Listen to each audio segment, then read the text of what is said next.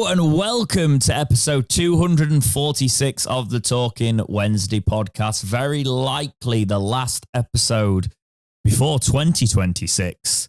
Yes, usually we'd have some specials coming up, things like that. Jake is just unavailable.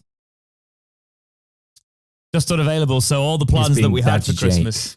He's being Daddy Jake. I'm going to throw him under the bus because I had a Christmas quiz, but it doesn't work with us. So no Christmas special for you, bar humbug. Here's the regular. It would just, I mean, we could do the Christmas quiz, but it would just be a gauntlet of humiliating Jack, really. It'd be like, just, pretty much. Yeah. Which the more we say it is more making me want to do it. But no, Jack, we're going to do a normal Talking Wednesday episode and basically talk about there's a lot going on around the club and the takeovers and things like that. It's very likely that if something was to happen over Christmas, we'd have to emergency podcast it. Yes. But I get a feeling because it's so close to Christmas that it won't. And now I've said that it's going to happen when I'm at Christmas meal. Yep. It'll be like Boxing Day or something. Merry Christmas, owls. Yeah. And then there's the photo of like some American rich guy or something. We'll figure it out either way. There's plenty to talk about on that front. But yeah. Jack, it's been a while. I don't think I've spoken to you in about 2 months. How are you? Not too bad. Just stressed. I haven't had a haircut in 2 months, as you can tell. With the Milo Ventimiglia pathway to some sort of a swept back. I think it looks all right. Longish hair. I don't know. I am actually, you know what? I am actually endeavouring to grow my hair out just to see what it will look like. So that's. It's a nice cost-effective haircut solution, I'll put it that way. But yeah, just I've just been relentlessly trying to do all like voice auditions and all that jazz, and actually follow the advice that you gave me, which is pick something, focus on it intensely, rather than diluting myself across so many different things, and then not making any progress with anything because of how thinly spread that'd be. So. I've been following you. Well, you've got enough time. You've got the time to do it, Jack. If there's one thing I could sort of roll back the years. When I finished university, I had no boomers say. Blanket. Yeah. You what? Sorry. I said roll back the years. As all the all the boomers I was just say. thinking about when I had a safety blanket, and I never really had a safety blanket. But it's not. You've kind of got a little mini safety blanket for a little while, so you might as well use it while you've got it. Precisely. I kind of had to finish uni and start doing stuff. Yep. So it's a case of now I'd love to be in your situation of being able to just read for stuff every day. Take a lot of rejection, you take all of that sort of thing, but it's soul destroying. As we were saying before we started recording, it's very depressing. Yeah. It's actually worse when you get an ego about it, so you have to eliminate all ego from it. So like I've worked on stuff before that's pretty cool, and then you're applying for something that's not as cool, and then when you get rejected from that, you're like, you want to tell them to, but you're like, oh yeah, that's fine, thank you. Or you do something really exciting and then it gets cut and it doesn't ever get put out there. And it's like, we've decided to go with something else and just merge your bit into someone else's bit. And it's like, okay. Yeah, there's genuinely one of those for me that I think would have my career have been very different at 22 when I did that or whatever, if that hadn't been cut. But there we are. Jack, James, how is life? How is, apart from all of that, what's been happening in Jack world? Not too bad. Just a lot of unsuccessful stuff in the dating life of Jack. So, but I won't bore anyone with the details. But many, couple of dates and then it's not gone anywhere. Last time I spoke to you, something was happening with that. I take it something's not happening with that anymore. It is what it is. It's just fair enough. No, it kind of just But the less said about that, the better, because I might cry. Anyway. Merry Christmas. Merry Christmas. But how are you, James? Good times. I am getting creatively bored. So I need to start doing bits again. I'm skint and I'm creatively bored, and they're a never good combination. But have you not tried asking generative AI to come up with ideas for you about what you could do next in the creative world? Because every single other thing's asking people to do that. Why don't you use AI? Oh, yeah, AI's great, isn't it? I like to think that, like, right, here's the thing. We used to think, it's hard to get in like the music industry because and the acting industry because there's a load of like, you know, you have to pay for school, you have to do all this, you have to be in a situation where you're lucky with it. And then they added on the fact that anybody could record themselves. So even people who didn't go through that training could then get lucky and manage to do it. So you had an even bigger pool. So even if you'd awkwardly done everything the right way, but then you could just film themselves and get lucky with it, then the pool of vision is wider now because now you need a social following. So that's come out of nowhere. And now the fact that we thought that was the hardest it was going to get with nepotism, all of that. And then on top, they go, actually, we're going to need less people in that space because we're going to do it with AI. Yeah. Yeah. It's great. It's great. Follow your dreams, kids. Follow your dreams, kids. Yeah. But the bubble is going to burst. I'm convinced it's a bubble and it will burst. So here we are. The copium starts again. Well, the AI bubble is like, it's when they talk to stuff about gaming. AI has always been in gaming, and now it's a word that people are like generative AI used to be a fun thing in gaming because it used to be like you'd procedurally generate like terrain and stuff. Now, if you talk about, we used AI to make the terrain, it was proceeded. They're like, oh no, you can't do that. We've been doing it for 20 plus years. And what you do is you take that and you manually build things on top of it. That's how games have worked, friends. I kind of like the idea of, it's weird because as a gamer, I find it really cool with what generative responsive AI could do with characters. So but this is where I really don't want to sign a contract saying you can use my voice as a model for generative AI because it stops you getting paid in future. But I also think that like games where characters could talk to you and have a responsive conversation and that builds, and there's like a huge, like, let's be honest, a lot of guys are never going to have relations again when that happens because they'll just be in love with these video game characters that they can speak to and build up a whole thing in this world. And that's the kind of thing that I'd like. I think about Football Manager and I think about like the interactivity on the AI that could build into that and stuff. And, you know, give us some better like pre and post match interviews where you don't just click the same responses to every single question all the time. Oh, yeah. Like there's bits of it in gaming that really excite me, but but it's just like I was doing bits. I won't obviously go into specifics of my day job, but like I was setting something up for one of our platforms. I think it was TikTok. And like I put a load of titles in and stuff, and it went, oh, here's an AI thing that would make it sound even, and like it was like AI just ready. I'd put like a description in and everything. And then it's like, oh, AI can make this whole thing for you. And I'm like, okay, cool. And I mean, we've just got to be really careful. Yeah. Like really careful. I've heard it's bringing like the talks in education to bring in-person, face-to-face exams back and stuff. And I kind of like that. Oh yeah, I agree. Which will probably be needed because there can't be people getting into like medical school and stuff that use that AI for it. Get like a first and a degree and they've used AI to generate you go to the doctors sometimes and they'll just type it into Google what something is, which is fine because let's be honest, we've all done that. However, I don't want to go to the doctors and basically have AI, you know, diagnose you for whatever it is. Unfortunately, Jack, we have sort of tilted onto the dystopian AI rather than the fun bits we thought of as children. We've gone for everything that we said we didn't want. Yes.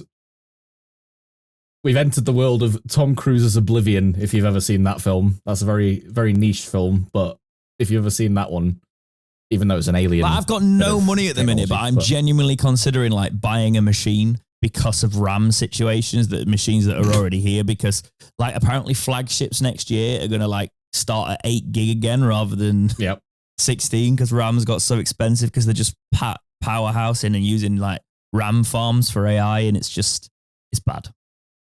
It's very, very bad. It is. And I see it happening more and more. Workplaces and things like that. Oh, look, AI is quicker for something like that. We can do that with AI sort of thing. It's going to take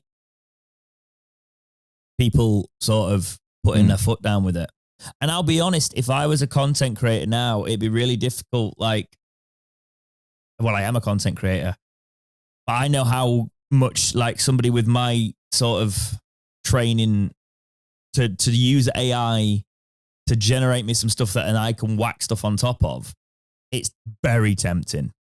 Like as an assistant, I think it's great. Would be an amazing use because I think about stuff now. I think about like vlogs and stuff like that, and I think about how you could really do quite a lot with. Because I do you know what I thought, Jack? When we went to Wembley, and I scoured to buy some drone footage of Wembley, so I could do some cinematic stuff. And you just get an AI generated video AI now. Yeah. You know. And I couldn't get any. I was going to pay for it. I was going to license it. I was going to do all of that. And I couldn't find any drone footage, like even that part of London. And I was like, cool. So I can't make the cinematic thing I want to make. But now you could just do that in AI. And it's just scary to think that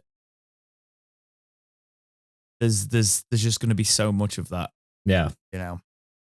But anyway, we could even like, you know, we could have a little AI versions of ourselves, I'm sure. I know, yeah. Streamers are already. Here's what we want to talk about this already week. Doing that. This is the thing, though, Jack. This is where their own AI models of themselves to read out all of the like text to speech stuff with donations and stuff like that, and it's really weird, really weird. But it's also kind of scary because they don't own their own voice anymore, and you know it is mental. Yeah. But in place of the Christmas stuff, I'm going to try and get one of the career modes out so we've got something over the Christmas period. I'm going to try and get some bits on the channel. It won't be Talking Wednesday, and genuinely I tried to give plenty of notice. I tried to sort it in, but to be honest, if we didn't get it done now, this was kind of like the last day we could do it. We just couldn't work it out with Jake, basically. But Jack is here, myself and Jack, and we're going to do it. We're going to talk everything Sheffield Wednesday, even though I don't really want to be fair. I want to talk about the takeover stuff because there's been some interesting things. And here is your timestamp, people that don't like the non-Wednesday waffle. Here it is. Ha ha. There you go. Merry Christmas. There you go. Merry Christmas. Merry Christmas. Let's do the match review. I watched Derby. I really wanted to turn Derby off. I did turn Derby off. I was like, no, stop this. I got to that point because I was getting loads of really like salty texts as well from my friends that are Derby fans, and they were all just being typical Derby fans. Well, I do some vocal coaching on an evening from time to time, and one of my lessons got cancelled a bit early, so I went, right, I can go and watch the match now. So I did. And I wanted to turn it off as well. Yeah. I don't even want to, like, it was just poor. It was poor. And speaking of poor, I feel like we should talk a little bit more probably about Ipswich. Do you want to do the Jake rundown or shall I do the Jake rundown? You Jack? do it. I can't. This is where Jack goes, I didn't watch it either. No, I did.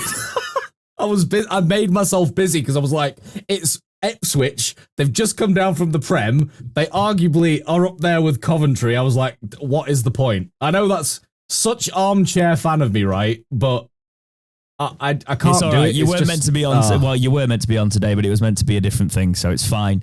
I'll just talk really you through Ipswich because it wasn't any better. I'm not going to do the play-by-play. I realize I never do this. It's always Jake. So I'll do it a little bit differently. I'll go on the fact that the first goal, leading up to that, Pierce Charles looks like the best thing we have got in this team, and I'm really going to be sad to see him go in January because the amount of saves he pulled off in the run up to that first goal was ridiculous. He was just constantly under pressure. Before they scored the first goal, they could have easily put like 3 to 5 past us. And it was great. It was great to see like a young lad performing under all of that. And then eventually it's going to happen. The first goal was a header. Yeah. Came across.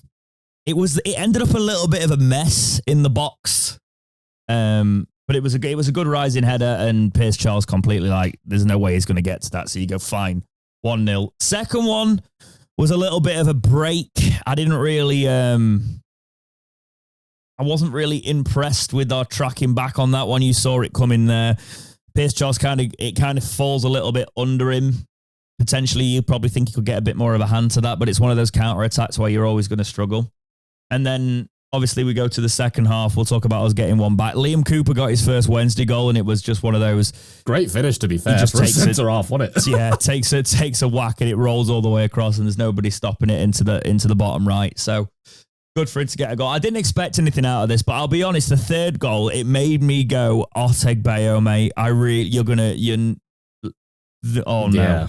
Like he just kind of stands in front of the man, doesn't seem to attempt to play the ball whatsoever, and just sort of runs in front of him. And I'm like, what are you doing? What are you doing, mate? Yeah. I've been saying like our defense should be better given what we've got, but it was also just bad. I didn't expect any. I guess the positive, it's Christmas, I'm going to try and take a positive. It could have been like, instead of 3-1, it could have been like 6-1, 7-1. But Pierce Charles is a great keeper. So there we go. I also, as a tagline, I also think we only lose Pierce Charles if all of this takeover business isn't concluded by, a decent way into January. But because, we've got to fund the admin somehow. And well, this is it.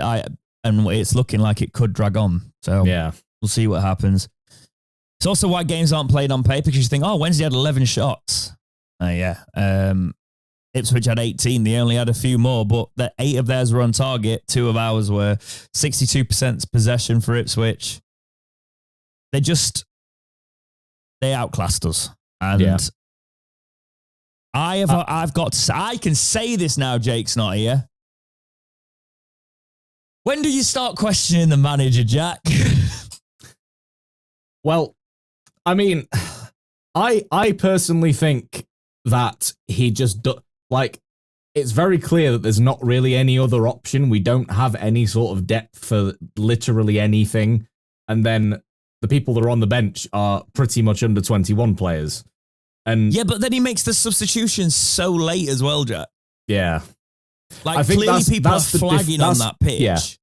That's definitely a difference between him and Danny, is that Danny wasn't afraid to give people the hook even at the end of the first half, never mind early into the second half or at half time. I think Henrik's at times he can be a bit too behind those players that have started, rather than having that kind of cutthroat, right, okay, it doesn't matter how emotionally they feel about it, I've got to make the substitution. And I think sometimes it gives them a bit of a benefit of the doubt too much. And I don't know if it's a lack of trust in the under-21 players that are available, or if it's just a complete blind belief in the players that are still there because of all that they've done through the summer with all the turbulence of non-payments and all that stuff. I don't know if all of that's factoring in as well, but that's my only gripe with Henrik, is the timings of he's not that great so far at the knowing when the right time for the substitution is, in my opinion. But technically, and in possession, I don't think we're too bad, other than the defensive, our defense is just tissue paper, wet tissue paper. And that's... See, I think on paper, that's the strongest bit we have. And I don't think our attack's got any bite to it. I don't think... honestly, I look at him and I go, he can't manage this team. He can't... Any other situation, we'd sack him. We can't sack him. He knows he's not going to get sacked, right? But I would be flabbergasted, Jack, if this new owner doesn't come in and immediately his sights are in new team, get them in, new man. There's no way that, because it's more of a case of if we were proper scrapping for stuff, I'd see it a little bit more. And I was fully behind Henrik. I thought it made a lot of sense, but I've just not seen. And I don't know if it's the players. It's a difficult thing as well. But Danny had a large number of this squad. Danny had, yeah, and it's not like you would expect us to get absolutely nothing out of what we've got left against anyone. But every time we go out, it's just pathetic, Jack. And that's what gets me. Yeah. To me, even though they knew it was coming at some point down the line, it almost feels like that second points deduction has just killed off their enthusiasm a little bit. Even though, again, they knew it was coming at some point in this season, but that extra minus points, they're almost reminding me of the side that went down last time now with the lack of, because they're all kind of jogging very slowly. No one's really like properly pressing really intensely. Everyone, and yes, I know that there's a tiredness aspect that goes into that as well, but there's a lot of very slow amble jogging. It's not the kind of intense pressing you'd think that Henrik would want out of them, you know? No, I get that. I do see that. And then Otig to kind of, sorry to single him out, but Otegbayo now has played enough games to kind of have a better understanding of what to do tactically and like decision making, and that sort of stuff. And technically, I don't think he's a bad player. It's just that he makes the stupidest decisions in the world. Whether it's pressure getting to him or what, I don't know. But like we've seen against Ipswich and like against Derby as well, he just, like, where does he go? He goes running off slightly up the pitch and then leaves the man to just be unmarked, to just bear down on goal and stuff. And it's very frustrating. And it's Iorfa as well, that's part man. of the problem. Yeah. As well. Like, I really liked Iorfa for a long while. But he looks just very tired, though, in my opinion. I think he's absolutely knackered. And it makes him look out of his depth. And I've seen much more of a player in there, you know. Yeah. He was amazing at the start of the season. That's one thing Henrik did do. He brought Iorfa off at 50 minutes, but it was due to a collision, you know. Yeah. So it wasn't even... I was like, oh, I can give him a tactical shout, bringing Iorfa off, but it was... Again, but that's another example. Like, you take Iorfa off and you're bringing Otegbayo on, and then Otegbayo's not going to do... You're talking about the depth. That's right there, mate. Yeah, but again, exactly. Why don't we just play 4, Jack? 4-4-2, Brexit ball it. Brexit. You get something more. Is insistent. But like... Yeah. It feels like one of those situations where you can't win either way, to me. I just feel like... And the news that the EFL have said no, even though we can prove that we can afford it, and they've said no more punishments yet to come now, that's it. We're fully punished out, if you will, for everything that's happened. And the EFL have turned around and said, no, you can't sign any more free agents until the takeover is done. You're not doing any more business. And it's like, so why say yes to a player that's got injured for the entire time that he's under contract with us now, Nathan Redmond, and then say... It's going to be a pub quiz. I'm telling you what, Nathan Redmond's going to be a pub quiz in That's Sheffield. Absolutely, yeah. Who immediately gets injured after playing 10 minutes, and then for the rest of the duration of his contract, currently, as it stands, is now injured. Like... Why turn around and say, yes, we can sign that person, and then say, no, you can't have anyone else, even though you're just as in the up poo creek without a paddle situation and potentially not able to fulfill your fixtures like we really want you to, as you were before you signed Nathan Redmond. Why have you not now said, okay, he's injured, we can see that, you've proved that you can afford to bring in a replacement to cover that injury, why say no? Why? I don't get it. I just don't get it. You've already punished us enough and to say that we're going down is a guaranteed event. So why aren't you letting us be competitive at least? I just don't get it. I really don't get it. Sorry that I went on a bit of a ranty tangent there, it's the administration side of it as well. Of the EFL are gonna, if that's the stance, that's just the way they're at. Yeah. I don't think that means that Henrik necessarily has to play 5 at the back. No. He's lined up against Ipswich, Palmer, Iorfa, Cooper, Max Lowe and Amass. I understand it's Ipswich, right? But just put Max Lowe and Cooper as the centre backs. Yeah. You don't need 3. It's frustrating me, Jack. It's like, or if you don't want to play, you put 5 Palmer as right back, you put Iorfa as right back. There you go. Just do something like that, man. Yeah. Because Max Lowe was doing all right at centre back. He's also better when it's a 2, as in when it's 2 centre backs. Yeah, this is what I'm saying. I mean, he's still playing centre back in that back 3, but like, yeah, I feel like Max Lowe is good enough to just do it with Cooper. Yeah, I agree. Then you've got Amass, then you've got Palmer. Fine. Like, Palmer's obviously, let's be honest, Palmer's an absolute servant. He's probably not playing it his best, as is not most of our team there, but just... I also the fact think that we can play a 5-back, right, and then still get done on the break like we did, where it was just carved through, is abysmal. I don't get it. I don't get it.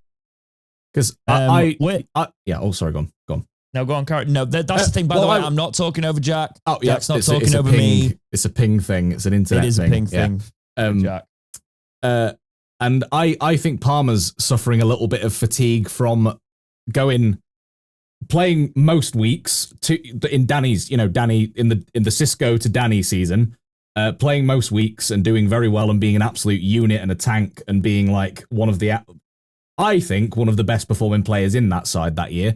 And then he just got totally sidelined. He played like a handful of times the entire season last season, and then go to this season and suddenly he's being asked to play every week again. And he seems to have not, he doesn't seem as, do you know what I kept saying?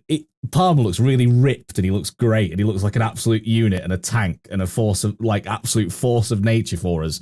He then slimmed down a lot and he's not got the same power in his shoulders anymore to kind of keep muscling people away from the ball. Sorry, Liam, if you're watching, I'm not saying that you're a skinny little rake, but get back in the gym, please. We need your boulder shoulders again, mate. Come on. But thing is, Palmer's also. I think he's got a bit of that. Probably the end whiplash. At this level. He's 34 years old, Jack. Yeah. Like, Palmer should be being protected, but there's no. As somebody who's been a club servant, like, he should be sort of rotated in and out. He shouldn't be playing every game, but I don't know. I would play 4 at the back, and I would play him every game. I'd have him at right back. And in that means that you can actually. What is the harm? And that means you can also utilise Valerie in the position that he has been playing in sort of midfield quite well. Yeah, no, I just mean while he's out. I mean when Valerie's back, Palmer gets rotated in and out. Yeah. Because Valerie comes back at right back. Yeah. But in this situation, I'd still play that 4. Let's talk about the championship then. So on the 19th and 20th, game week 22, it was, or match day 22, it was Swansea 2, Wrexham 1. Bit of a Cardiff. Yes. Cardiff, what am I on about? Welsh. The sheep derby, the sheep lovers derby. One of 4 to happen this season. Oh, no, because Cardiff are in League One. Forget what I just said. Preston 1, Norwich 1, Blackburn 2, Millwall 0, Southampton 1, Coventry 1, where Frank Lampard nearly got decked by Southampton, the Southampton lot. That was interesting. Hull City 1, West Brom 0, Bristol City 2, Middlesbrough 0, Sheffield United 3, Birmingham 0. What was that? Sorry, Watford 1, Stoke City 0, Derby County 1, Portsmouth 1, Ipswich 3, Sheffield Wednesday 1, Charlton 1, Oxford 0, and QPR 4, Leicester City 1. Goodness. Good grief. Leicester. 13th in the Championship. So Wednesday are rock bottom with -9. I think, guys, if we don't start putting something together now, we might be in trouble this season. We might go down on minus points, you know. Oh, boy. Yeah. I mean, guys, our promotion charge is looking in trouble at the minute. Looking a bit shaky. Our playoff push is looking a bit shaky, isn't it? Oh, dear. Coventry at top with 48 points. They're 2 off Championship safety. We're on minus. Do you know what? I'm actually quite happy. I'm happy for Lampard. I actually do really rate Lampard as a manager. I do quite like him. But I'm happy that he's getting success again. Yeah. I get that. Middlesbrough in 2nd, Ipswich in 3rd, Hull in 4th, Preston in 5th, Millwall in 6th. QPR now just outside the playoffs on 7th with 34 points. 1 point behind Millwall. I don't think they need to worry about being paired up with us that all their fans were getting really irate about all the time. Exactly. But yeah, just for the record, we are... Oh, boy. We are 30 points from safety. Yeah. Yeah, we're literally 3 times lower in points than the team above us. Oh, boy. I think we might need to not... we might need to sort of release the booking for the Wembley Hotel. Yeah. Yeah. Or just... Oh, dear. Or just book it, but for next year instead. Yeah, not if we get -15. A year later. Right, let's go on to the news. So, a few days ago, we had a Chris Wigfield statement that followed. Sheffield Wednesday can confirm the EFL's independent club financial review panel has now concluded its disciplinary review into historic financial breaches that occurred prior to the appointment of administrators. The earlier 6-point deduction covered matters up to the 9th of July 2025, and the latest review assessed the period from the 10th of July 2025 to the date of administration. We welcome the CFRP's decision not to apply a further points deduction. We appreciate the constructive engagement throughout what has understandably been a challenging period. This conclusion provides much needed certainty and allows us to fully focus on stabilising the club and planning for the future. We recognise that this season has tested the patience of our supporters. Transparency remains our priority, and we hope that drawing a clear line under these matters enables everyone to concentrate on supporting the team. I also want to update you on the sales process. We understand the frustration caused by a limited communication at this stage, but periods of confidentiality are essential to protect the integrity of the process. Work continues behind the scenes as we work towards identifying a preferred bidder, and genuine progress is being made. Once that stage is reached, the EFL will need to complete its regulatory checks. We will provide updates as soon as we are able to do so without jeopardizing the process. Thank you as always for your continued backing. On behalf of everyone at Sheffield Wednesday and Begbie's trainer, I would like to wish our supporters a Merry Christmas for the football club, and for the football club, a much brighter new year. Chris Wigfield, Joint Administrator. So, Jack, no more points deductions this season. Result? Hooray. Only 30 points away. Can we do it? Now, what are your thoughts on this one then? They probably looked at the desecrated corpse of our hopes for this season and were like, yeah, you know what? I think we've massacred them enough. We don't need to disembowel them as well. That's pretty much how I viewed that. But I mean, do you think that really punishing us even further would have actually done anything? Or do you think it was just kind of like, you think the damage is done? I think they had to go through it, but they had to go through it, and we might as well appeal it, because you might as well we don't have even more embarrassment on top of it, I guess. Yeah. Now it's just going to be the football in merit that we get exactly embarrassed on, you know. So yeah, this is obviously, it would be a positive if we had anything else to go. I guess it's just not piling on the misery. The interesting thing is what he's talking about, a takeover, which we are going to bring up now. So there's been a lot, Jack. There's been a lot. Mike Ashley's been at the forefront a lot. I'm going to read you a few articles that I have got here. This is from, I believe, Sports Boom. So, exclusive McAvoy Storch bid gains edge in Sheffield Wednesday takeover race as administrators favour US consortium. McAvoy and the Storch family are leading the race to buy Sheffield Wednesday, preferred over Mike Ashley and James Board. Their resources and sports knowledge make them an appealing option, promising greater stability for the financially troubled club. Despite delays due to the asking price, John McAvoy and the Storch family, who are working on a joint bid for Sheffield Wednesday, are currently leading the race to buy the financially stricken championship club. Although retail tycoon Mike Ashley remains in the running and poker player James Board has provided substantial proof of funds, sources with knowledge of the sale process last night insisted that the partnership between North American billionaires is the administrator's preferred option at present.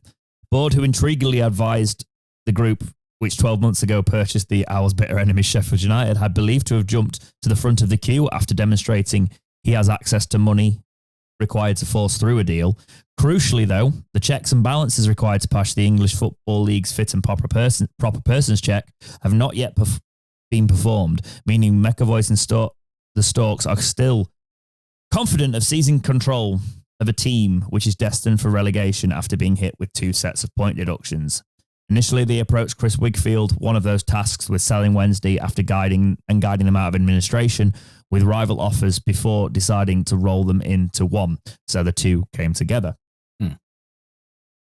Their resources and knowledge of professional sport, with McAvoy holding stakes in Nashville Predators and the Colorado Rockies, are likely to make them the most appealing option to Begbie's trainer, the company Wigfield works for. Although less is known about the Storch family, one member is known to be an avid football fan, having pressed his relatives to explore moves to Plymouth, Cardiff City and Blackpool. Importantly, for the administrators, as they attempt to secure the highest possible price for the side which will be playing in League One next year, doing business with McAvoy and the Storks would provide the Owls with access to greater funding than Ashley or Board, who is also connected to Dunfermline Athletic. This doesn't necessarily mean a bigger transfer, Kitty, as Henrik Pedersen waits to find out if he will remain at the helm despite doing an excellent job of galvanising an embattled squad, but certainly a greater guarantee of stability following chaotic final days of Deshron Chansiri's reign. Wigfield had hoped to grant exclusivity to one interested party by the start of the month. However, Wednesday's asking price of $30 million is delayed progress.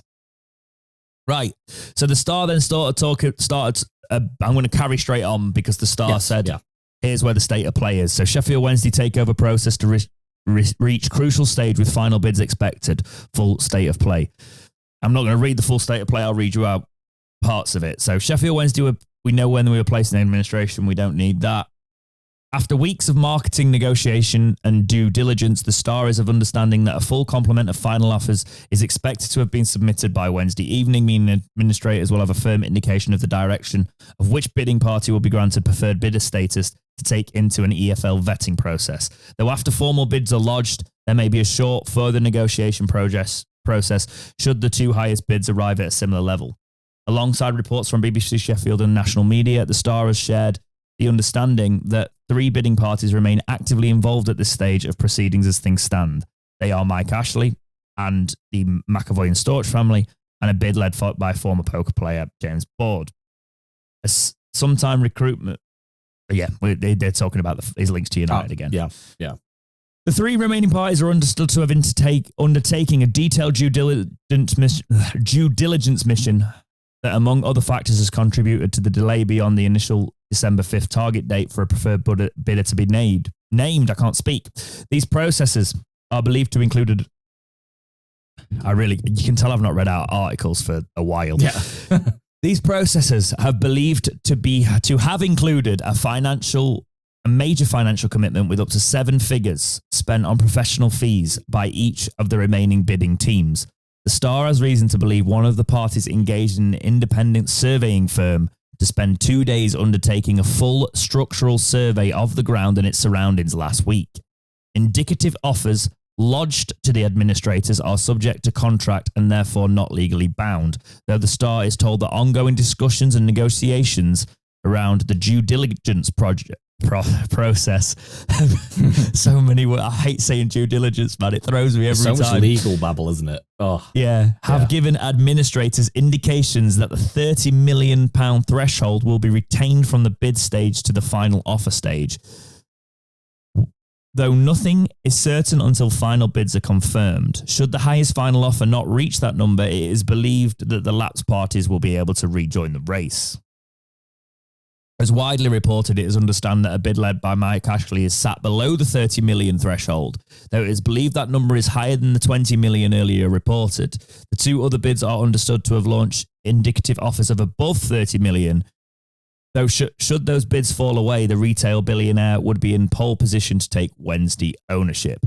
Beyond the level of offers from rival bidding parties and their own valuations of the project taken from their due diligence investigations, interested parties are incentivized to pass the £30 million threshold so as to avoid a 15-point deduction heading into what would be their first attempt of leading a Wednesday promotion back to the championship.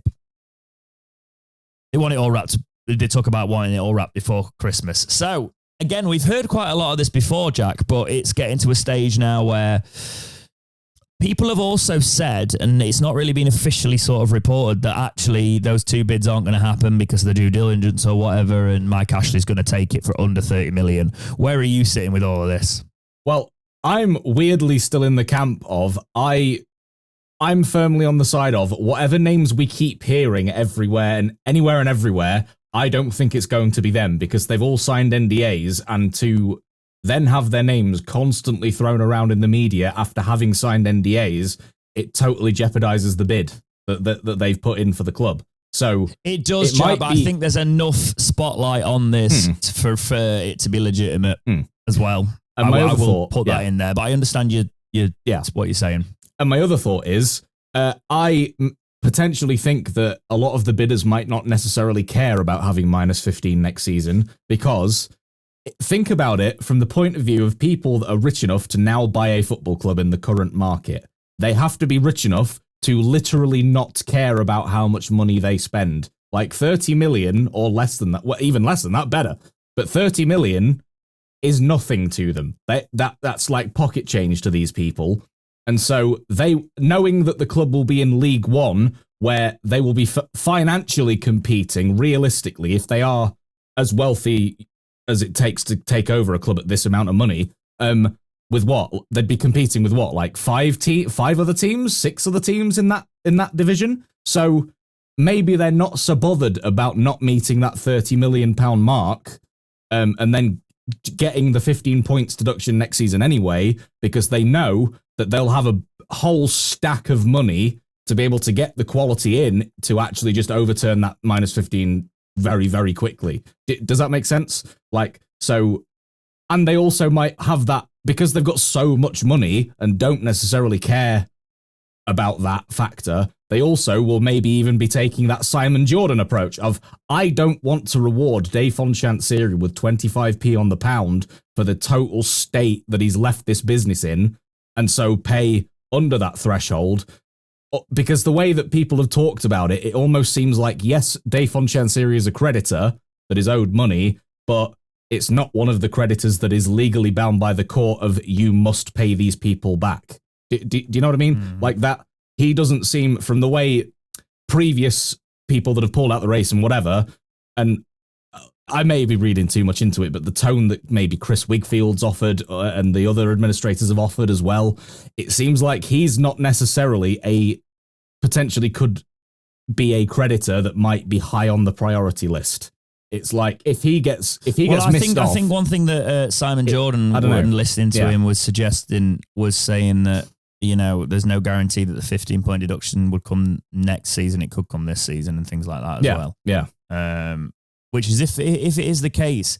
The one thing I'm dragging into this, Jack, is if these two top bidders that have said that it don't end up being over 30 million, if they said it will, but then their offers come in and their offers are actually lower, then I think it opens it up to more than just Mike Ashley. Mike Ashley might be in there as one of, but I think the line about it opening for other bidders that were under to come back in. Yeah. My question is it more than just these is, three, meaning potentially as well, yeah. why, how excited can we get, Jack, about bidders that aren't willing to spend to avoid that deduction, how much of a kitty they're going to have for the club going forward, you know? But it could also be a case of, no, we'll take it in that situation because then we've got it. We're not stupid with our money. We'll take the points deduction. We'll take this.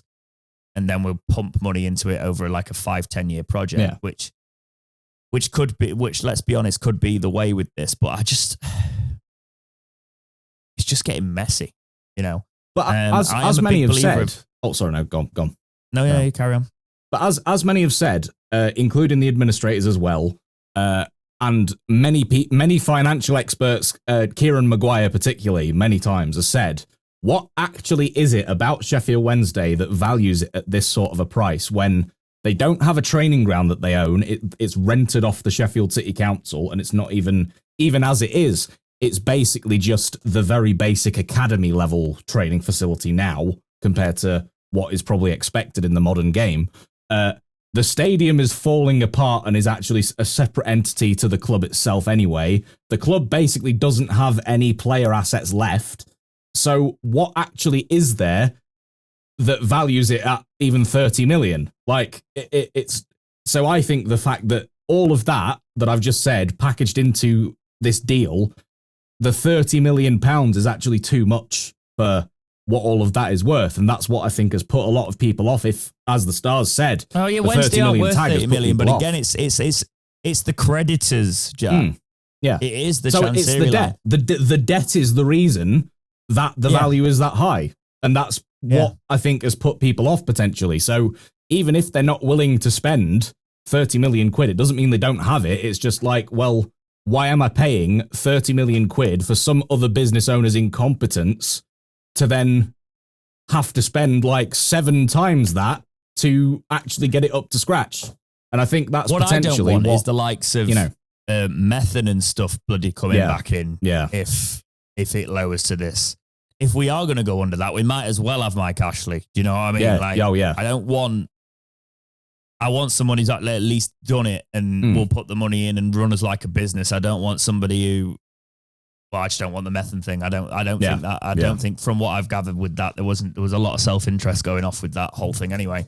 I want it to be about the club. I want it to be. I think personally, people. I want to be looking at next season, Jack, without worrying about. Oh, where do we go when we go up here? We've got nothing. We're not seeing any plans. We're not seeing any. I guess it's just gone from being quite exciting of who could buy it to this is gonna get even worse, isn't it? Because I reckon. I'll be honest. I don't really want the poker guy. And I don't know why. It's more of a case of I've started seeing some bits pop up about like, would he pass the fit and proper persons or something like that? Yeah. Let me see if I've put it in the document. Well, I personally think if the club was basically not in the position of guaranteed to be relegated and it was going to be staying in the league that's one step below the Premier League, I think people would have absolutely bitten the administrator's hands off for 30 million and maybe even going up to 50 million. But because of the fact that the club will be in the 3rd division of English football next season, basically guaranteed, I think that's maybe why people have then gone, it's not actually necessarily worth 30 million now. That's too much for this situation that I will be inheriting. And that's why the big, serious, mega, all of the rumored like Saudi multi-billionaires and all that sort of a rumor have kind of gone by the wayside a little bit. And I actually think Mike Ashley, we should have got someone like a Mike Ashley or even himself when we first went down to League One. I think about Mike Ashley would have done a real good job back then. My only thing it's with going Mike to be a bit Ashley more is of a difficult task now. 3 years, 4 years, Jack, I'm going to be like, we need somebody else other than Mike Ashley, and we're going to be back at square one. However, I'm willing to accept that that might not be the case and give him a chance. But Matt Slater from The Athletic tweeted this. Big 24 hours for Sheffield Wednesday admin's dilemma is both James Board and the Storks may face a long EFL/IFR approval process. Board's gambling links are well known, but he's been approved as a club owner in 3 countries, including Scotland, and Benham and Boone are okay in England. While Storch, whose money it is, was the CEO of Aviation Co. AAR when an employee bribed Nepalese and South African governments. AAR agreed a 55 million settlement with DOJ/SEC in 2024. Storch lawyers said this shouldn't trigger OADT fail. But EFL and IFR will still want to make their own assessments. So, yeah, so it's something about a bribe and money being involved in there. Will that pass fit and proper person's test? But they are the two that if they are over 30 million, we'll see what happens. There's literally no more we can do on that. But could it be dragged out, Jack, is the question there. It could end up being dragged out even further over there. And then this is what I was saying earlier about losing Charles, and that we might be in a situation where we lose players. Yeah, we lose the sellable assets, basically. Yeah. Spend all your money, Wednesday fans, because half season. What a segue! Half season tickets are on sale now. Wednesday actually asked whether the season ticket holders would be okay with this, and yes, I fully support the idea. Was 92.93%. No, I don't think that it's fair to existing season ticket holders. Was 2.75%. Get in the bin. No opinion. I'm happy for the club to decide. Was 4.32. So that's a huge amount of support. Half season tickets have gone on for the COP for an adult at £200. North Stand's 250, Grandstand's 250, and South Stand is 275. Under 25s can get one on the COP now for 170. Under 25 at 200. And then the prices are all on the Wednesday website. So if you want your half season tickets to watch this for some reason, you could always buy one to support the club and then not go and watch it and save your eyes. Yes. Save your sanity. Yep. But we also have new hospitality deals available.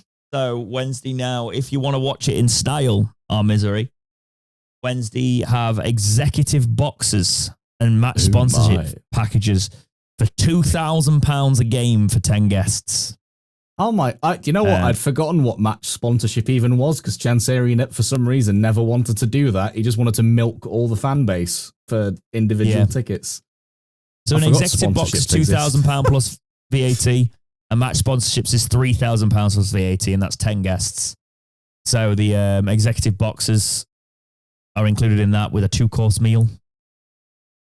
Match sponsorship includes a 5-course meal, an executive box, company branding on the LED boards, company branding on the big screen, company branding in the match day programs and the menus, 3 car parking spaces. 10 people. My.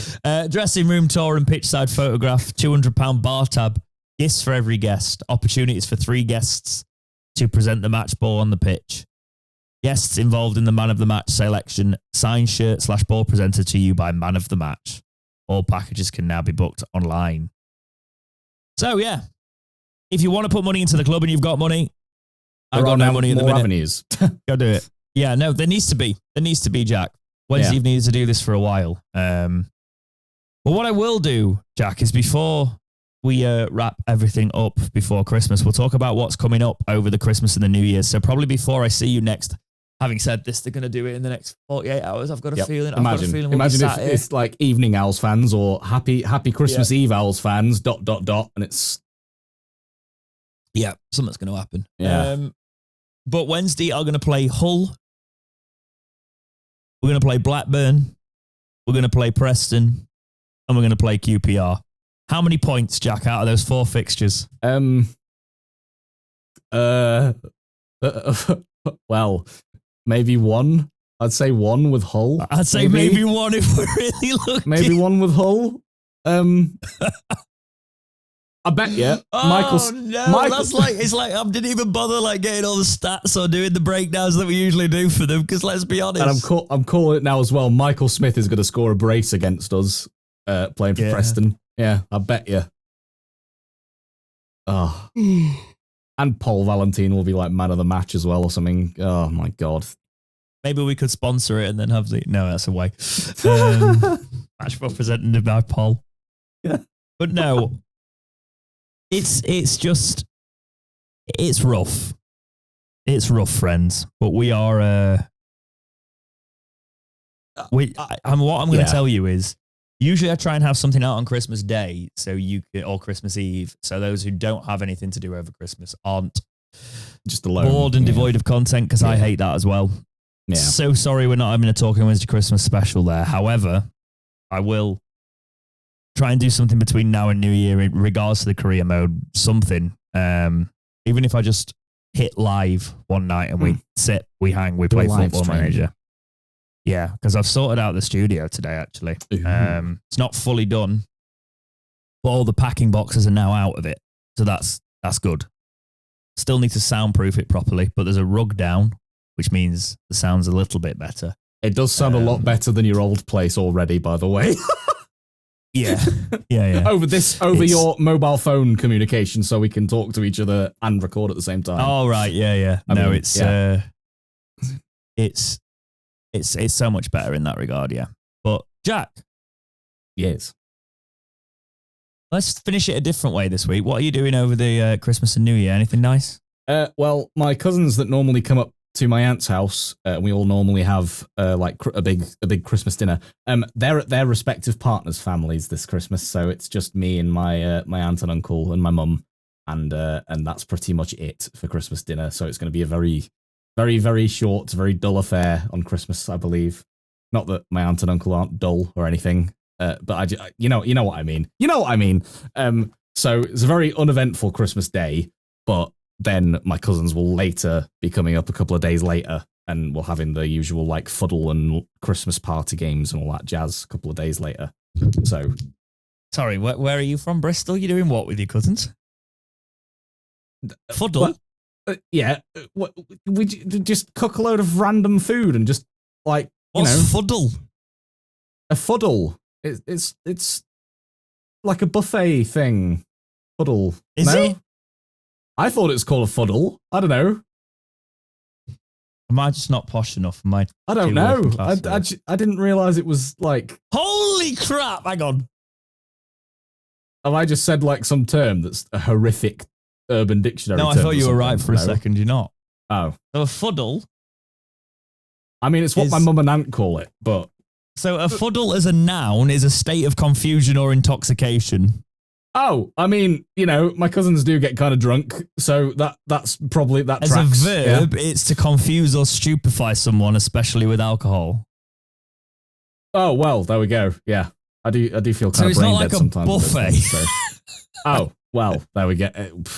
I mean, it's same thing, pretty much, or in our case, it will be, but. How about you, James? What are you doing over the Christmas period? Oh, everything. Got to hit all the ticks. Got to go and see everyone. Got to go and have a people here. We've got people coming here. We've got going places. I don't stop moving over Christmas, basically. Careful hitting all the ticks, though, because you might get Lyme disease, and that's not fun. Sorry, it's a dad joke. I had to throw it in there. We haven't had a dad joke for a long time. We haven't. And that one wasn't even that good. I'm upset. I know. Could have been better. It could have been better. But yeah, no, it'd be nice. I need some time off.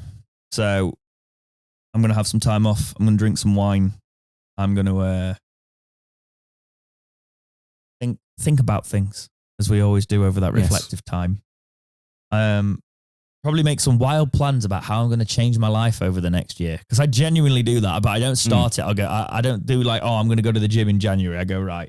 So January is a write-off, but what can you do from there? Because the problem, I used to hate like trying to get in, because I've got a gym membership, but I'm not going to be using it in January because I'm going to go in and you're not going to be able to move. Because there's just all the New Year's resolution people in there. Yep. Yeah. And like by February, it started to die a little bit. You can go back in, which is annoying because I do need to get back to the gym because the house move and everything. I just stopped. I was so tired all the time. I just stopped going. Yeah. So I need to kick myself back into it. But yeah, that'll be fun.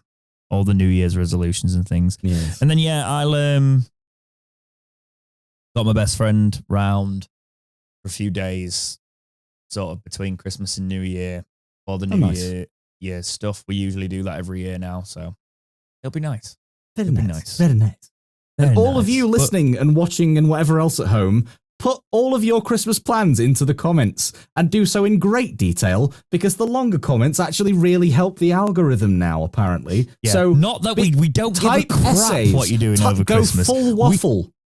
We couldn't care less what you're actually doing, but algorithmically, it's very useful. Yes, and just as long as you're not alone, that's all we care about. We don't want you to be alone. I wish people would genuinely realize why they're saying put that stuff in the comments. Like, I used to put community posts because I genuinely like chatting with you guys. Then people stopped using them, so I was like, fine, tell me what you're doing in the comments. But when YouTubers are like, it really matters to me. I really want to hear what you've got to say. I want to hear what you want to like, think. No, they're telling you that to extend their reach in the algorithms. Yeah. There's a reason that every video finishes with "let me know what you think" in the comments, because it is also true. You see, I used to do that before it was algorithmically favorable, so I've kind of backed myself into a corner, Jack.